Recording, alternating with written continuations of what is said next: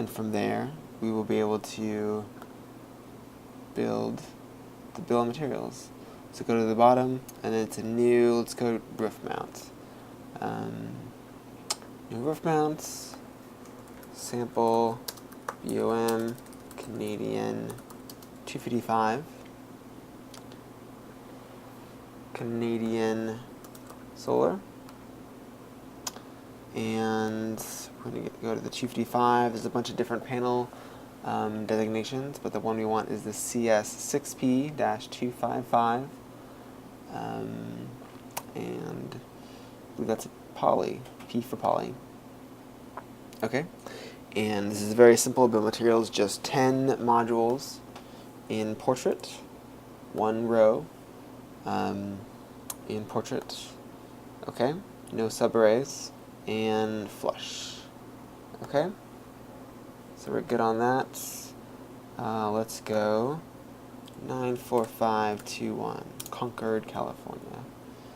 And it should pre-populate as it does. If you put in the zip code and press the tab button, then it'll automatically give you the wind speed and ground snow load for that area.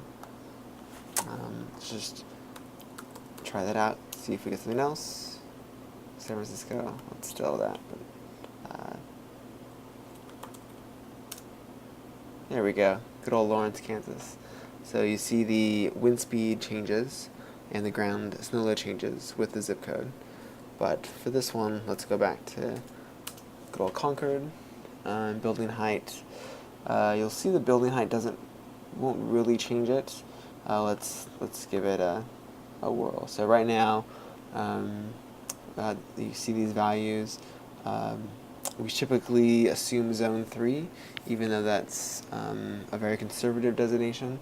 Zone 3 is the edges of the array, and it's the locations where you're going to have the most uplift from wind and other forces. So most of the array is not going to be zone 3, but we assume everything is zone 3, just to add one more layer of redundancy and conservatism. Okay, so going back to this, the default is 30, but if you play around with it, it may slightly adjust it, but probably not too much.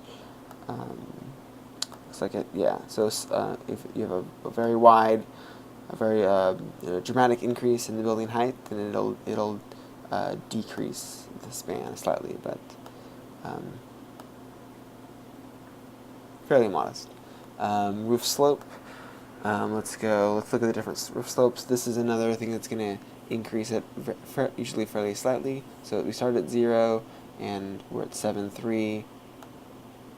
Still at 7.3 with a 10 degree. 7.5. Oh. Maybe it went up to 7.5. Yes, it did. So 7.5 with a 10 degree slope, and then it goes back down to 7.4, and then 7.3. So it looks like 10 degrees or around there is where it has the allows for the highest span. Okay, so let's just assume 25. Wind exposure.